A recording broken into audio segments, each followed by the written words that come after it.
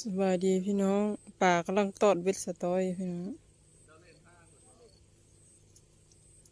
ป้าเช็คิตา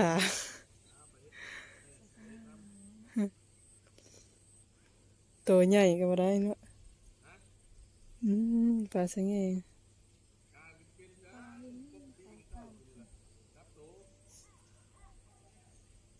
จับดีปลาสังเง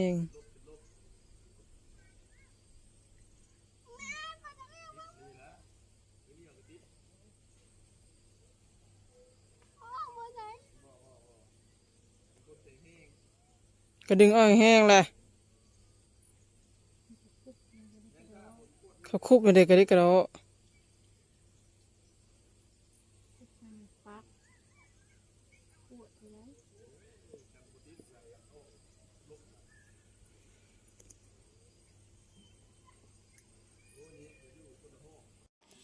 ตอนนี้ซื้อกับมาเฮือนเลยจ้าไปเบิ่งน้องตายซิดเบ็ดเพิ่นก็ได้ปลาดุกตัวใหญ่ตัวหนึ่งกับป่นกันกินแล้ววันนี้ก็ซื้อก็สิเอาตำมะฮุ่งใส่อันลวกมี3 ห่อพี่น้องไปกินกัน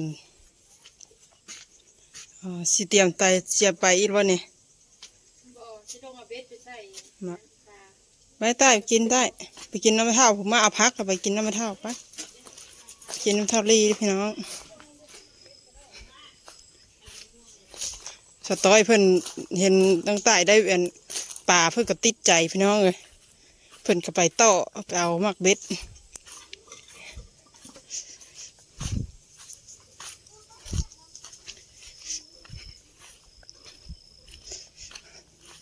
ทะเลกินอีหรือเปล่าทะเลมากินป่นปลาพี่น้องเอ้ยซื้อต่ำมาประทานนี่ก็คือพักของเฮาพี่น้องจะต่ำครับต่ำมะฮุ่งเด้อพี่น้องเด้อเซมี่เด้อพี่น้องป่นปลาเบิดแล้วพี่น้องเลยมาประทานสบายดีพี่น้องสบายดีพี่น้องมากินตำมี่คือไม้น้ำพี่น้องสบายดีเด้อพี่น้องคือไม้น้ำใกล้สารวนลายพุทธนี่คือพักของเฮา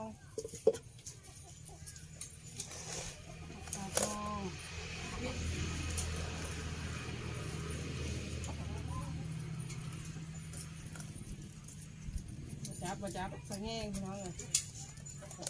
ตำมะฮุ่งลวกมีน้องใต้เพื่อกินก้นปลาไปก้อนหน้านั้นเลย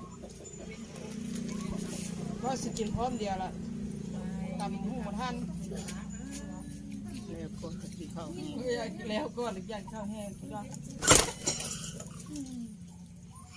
ไก่หลายพี่น้องเอ้ย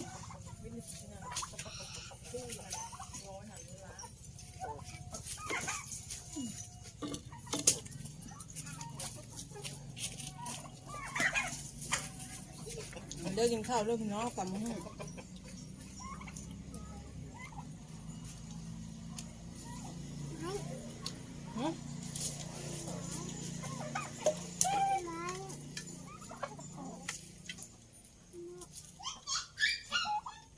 เสียงโควิดอะไรเนาะแม่อืมแม่ว่า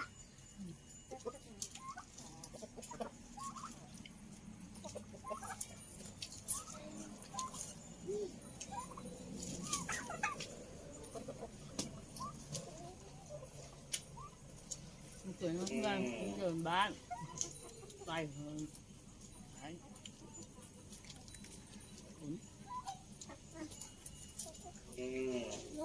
พักเนาะ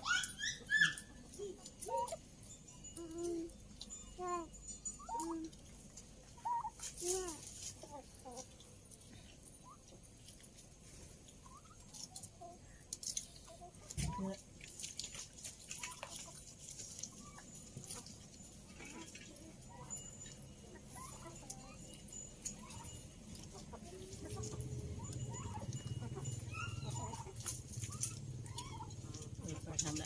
ไปบ้านตะเฮือนบอก ปลินทางใดเนี่ยตัวเฮือนมีเชียงไป มาเกิดไปเลย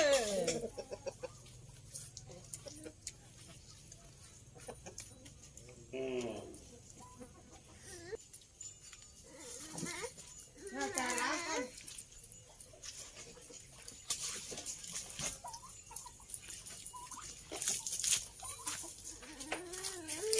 เอาก็รู้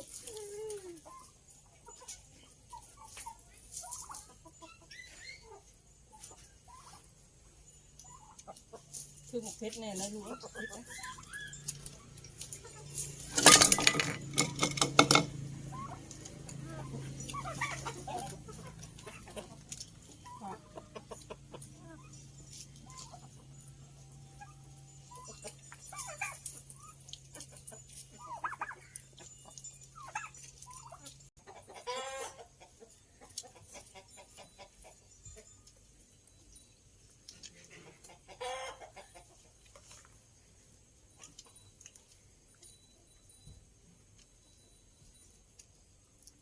อากาศเป็นสีครึ้มๆเนาะมันเนาะ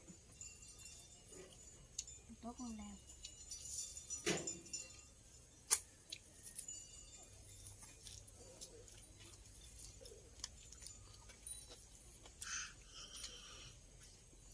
ใช่ปะ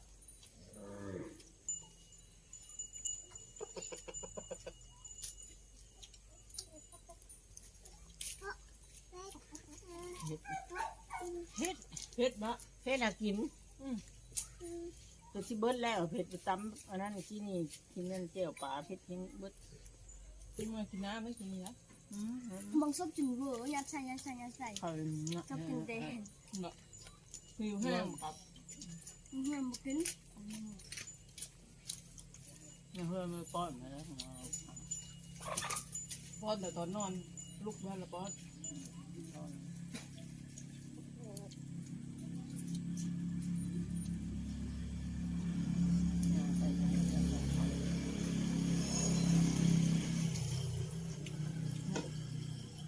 กินปะ น้ำมันไหล ไปกินน้ำกันนะเด้อน้อยเด้อไม่ยินแนวไว้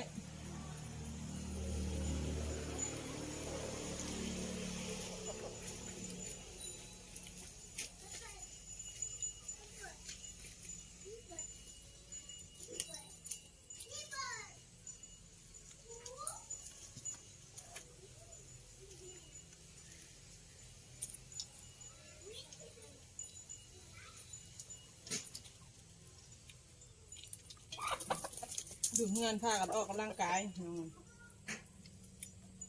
การโควิดห่มเนี่ย ไม่แม่นหน่อยนะ เท่ารีกับห่ม ผมเลย น้ำตะไคร้ใบมะกรูดแล้วก็ขิงข่า นั่นกว่า การโค ไข่ วิ เค ด รื่องไม่น่า เครื่อง ผมเล็กเกินมา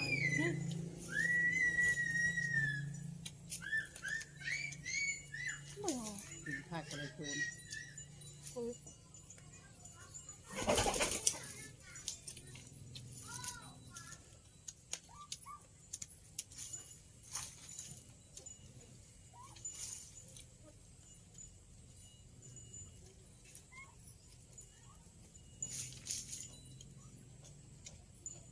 มือใบรองภาษาตูนจริงเลย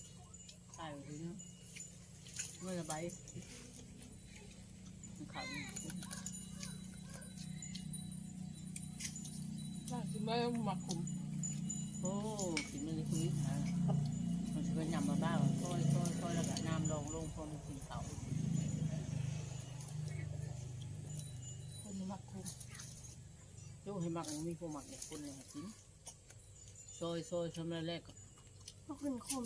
ห้าคมล้าง เอาปล่อยลงห้องพ่อคนแรกก็ปล่อยลงแล้วน้ำลงไปประชุมมากินเลยเป็นง่ายแล้ว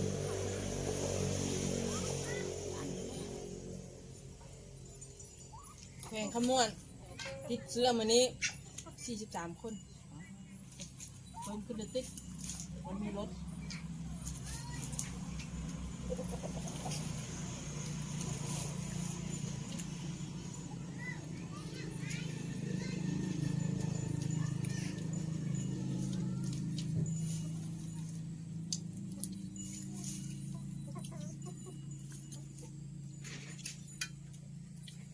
งอื่นยังสมอยเนาะมั้งแกงเงินขโมย อึ่งอะไรคือเดียว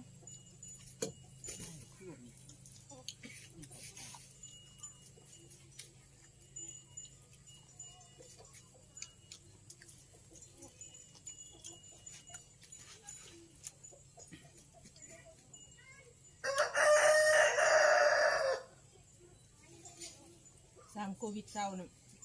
น้ำหนักก็จะลงหลายโลนะ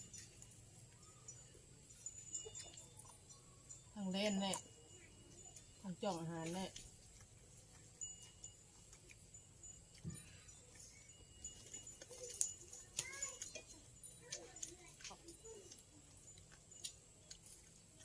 ฝ่ายมึงเข้าแล้วเพื่อกัดไปชิดเบ็ดกับสตอยอีกเนาะสตอยลงอาบิด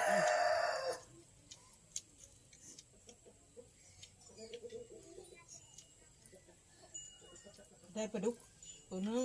ให้สองไอ้ปิ้งป่นต้มป่นกินเพิ่นกินไปก่อนนั่นละ มีหลายโต๊ะสุดใจแล้วมันออก บุกินเบะ ไม่ยังเห็นตัวหนึ่งตอนเนี้ยไปเนี่ยมันลอยขึ้นมา ยังอยู่ได้มุกจะทางไปกระดูกทางไป ก็ซ้ำตัวที่เรากินที่นี่แหละหมดแล้วซ้ำแล้วเลย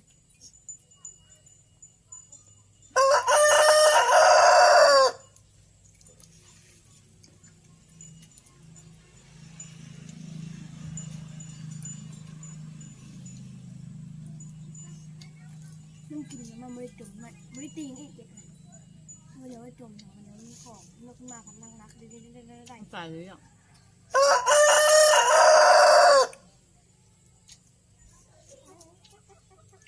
ตัวเมื่อหายไปเสียมันกิน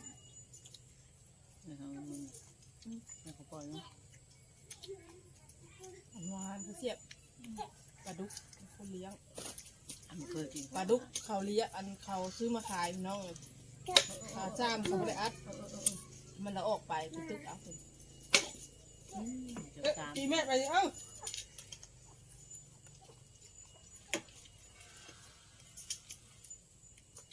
ปลาดุกพันเขาเลี้ยงให้มาให้แม่บ้างลูก จุดขนาดนี้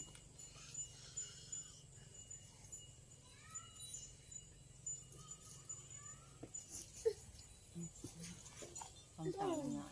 ไม่ปูนโป๊ะ ผมมาเก่งเอ้า ปูนโป๊ะกันมีแห้งกัดลงอีก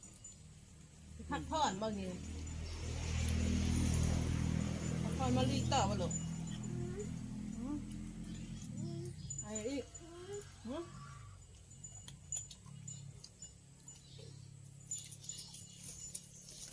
ไม่เหลือเลยแม่ นมก๊อบอีก มาสั่งงูเลยหาหลายเลย คลิปนี้ก็ลาไปก่อนเด้อพี่น้องฝากกดไลค์กดแชร์กดติดตามช่องเสริมพลสารด้วยจ้านี่ก็ว่าสบายดี พี่น้อยบ้าง บายเด้